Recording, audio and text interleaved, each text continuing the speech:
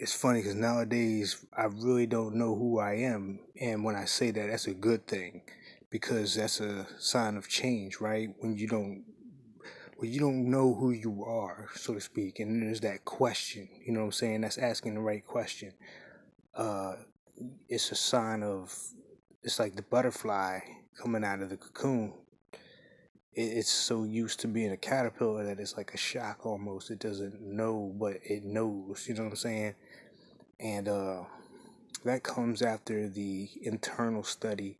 That comes after all the lessons in the tests and the pop quizzes. And after all that knowledge is garnered and gathered, um, you have to surrender to it. You have to apply it, and it's not something that you can do. I don't want to say manually because you can self-initiate, but spirit is always going to put you in situations and circumstances where that is tested. And when it's tested, that's when you see what you're made of and who you really are. You know what I'm saying? Um,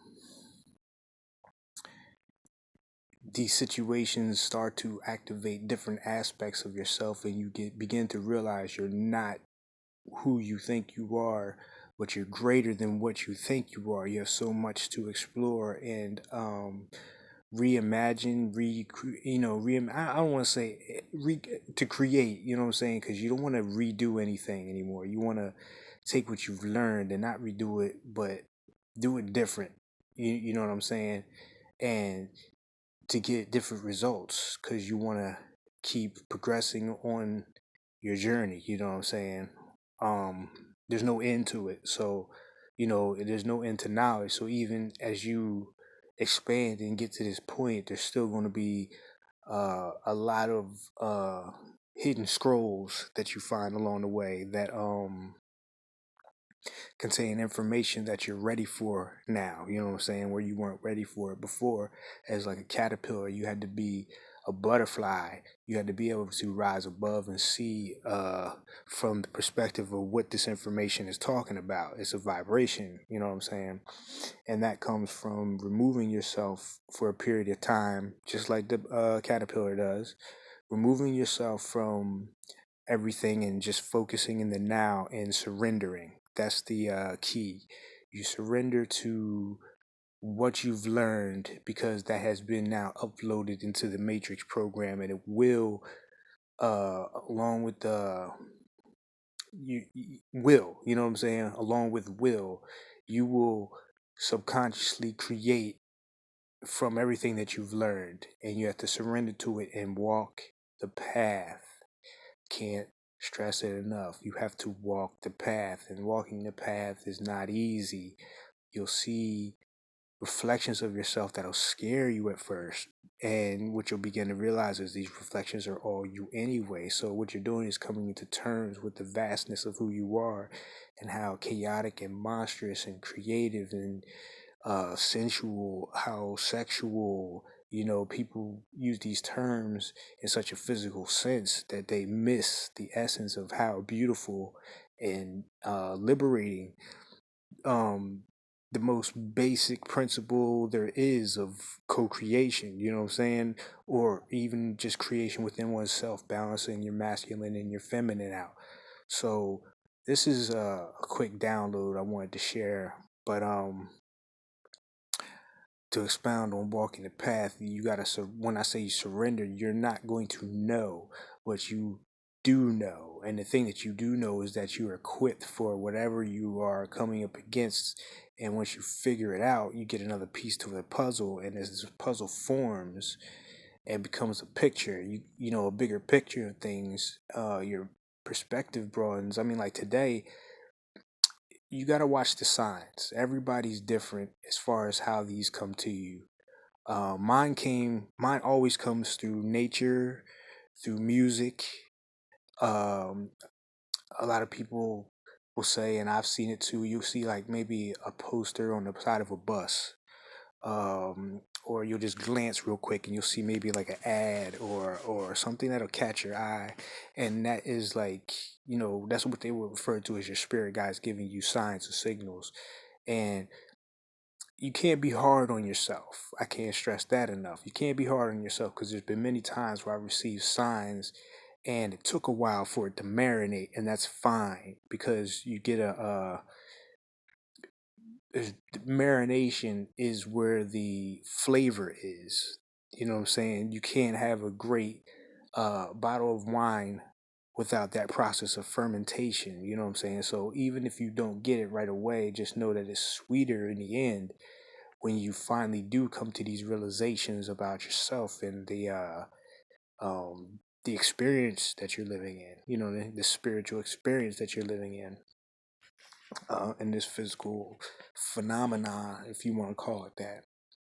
So, um, you just got to learn to breathe and realize that you are in control at all times, and slipping in this flaw of being human is natural. So there's going to be times where you take that wrong turn and you got to double back, or you know what I mean, you have to amend certain things in order to go forward, acquire certain skills or experiences in order to take the next step.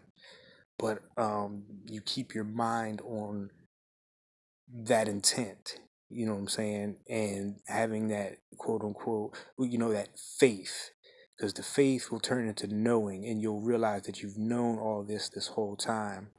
The thing with society and how it's set up, it's such a distraction that that part of you rarely gets a chance to explore, and that's the childlike side of you, that creative side of you that never knew what it was to experience lack until you were introduced to it in some manner or fashion, whether it be the love of a parent, the financial poverty, things that you would consider a loss, but these are just more tests and lessons to learn from so that you can reawaken to those dormant uh, abilities that you have to manifest in this world. And when you realize that, that's when you become dangerous. Uh, and not dangerous in a sense where you're a threat to um like a person's well-being or a situation. You become a threat to the system as a whole of illusion. And when you see through the illusion, you see the real world that you must now take responsibility for, as far as how it's orchestrated within self.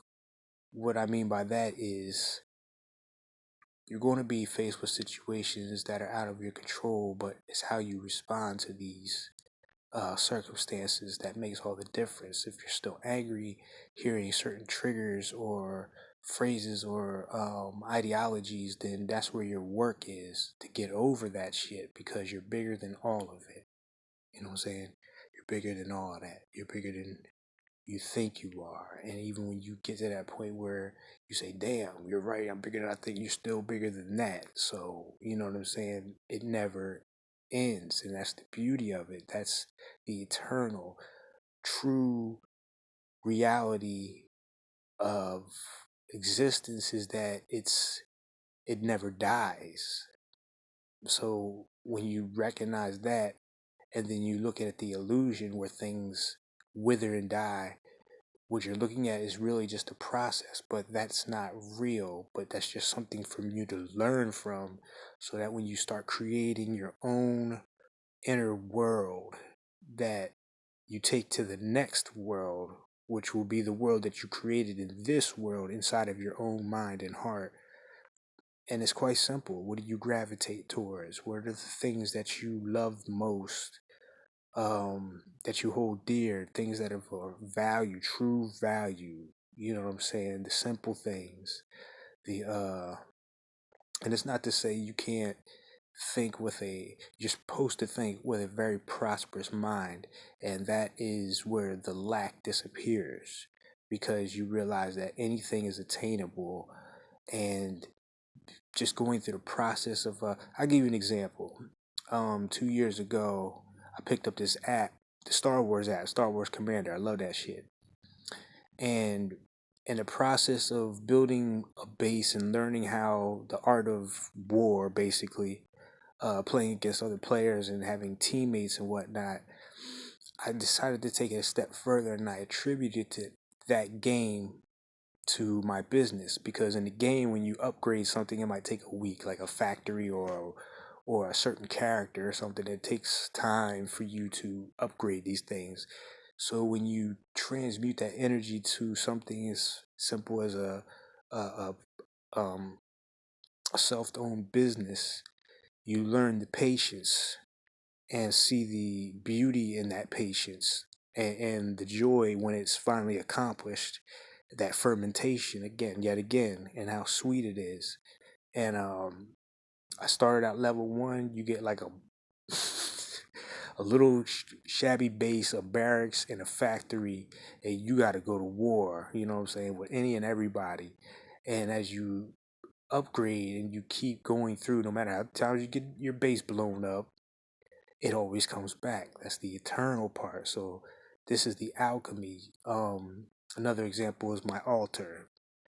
I've seen many examples of altars, and a lot of them are I overused. I'll just be honest and say a lot of this stuff is just played out. Not to say that it doesn't work, but the energy is so diluted because so many people are using the same energy instead of using their own creative nature. So you have to be that child again. And my child loves nature. So I have an altar outside, where I put something out there for the ancestors, for the animals, whoever. And that is how I give to myself. That's how I honor myself, because your ancestors live within you. When they pass on, you are the culmination of generations. It's just like what Star Wars said, you got 1,000 generations of Jedi in you, right? Um, and then I have an altar in the house. Now, the altar in the house doesn't have statues that you would normally see on an altar, like Ganesha or Lakshmi, or a trinket from any of these, the Palos, the Voodoo, which are all very relevant and all very part of you.